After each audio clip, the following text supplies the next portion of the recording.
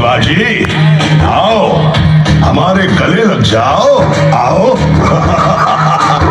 कान्हा कमारी तो हसरी, कान्हा कमारी। तर भावांनो, जय जय श्रीराम।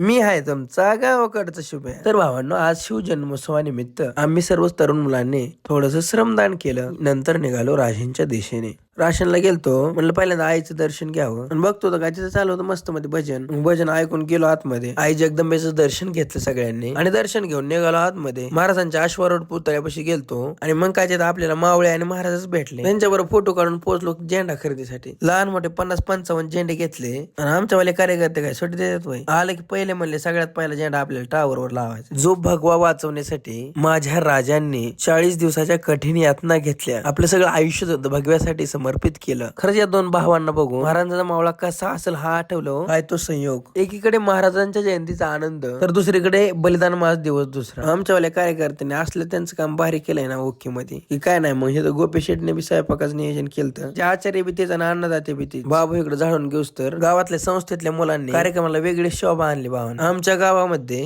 ही पहिली शिवजयंती असेल ज्याच्यामध्ये एकही फटाका आणि डीजे वाजलेला नाही. डीजे मुक्त कुंभार गाव. ही संकल्पना कशी वाटते बरं. आमच्या गावातील जुने जाणते कलाकार, तुम्हाला सांगतो त्यांनी लेझिम, तुम्हाला सांगतो सोंगाड्याचा डान्स, बरंच काही इतकं भारी केलं. गाणे डीजे आपण रोज मोबाईलवर बघतो, पण हा कार्यक्रम अप्रतिम होता. महाराजांची आरती झाली. त्याच्यानंतर सरांच्या गर्जनेने अंगावर शहारे उभे राहिले. सर्व गावकरी पंक्तीत बसले. त्यानंतर सगळे जेवून दिवसाचा शेवट हनुमान चालीसा पठण. बलबुद्धि विद्या देहो मोहे हरौ कले सविकार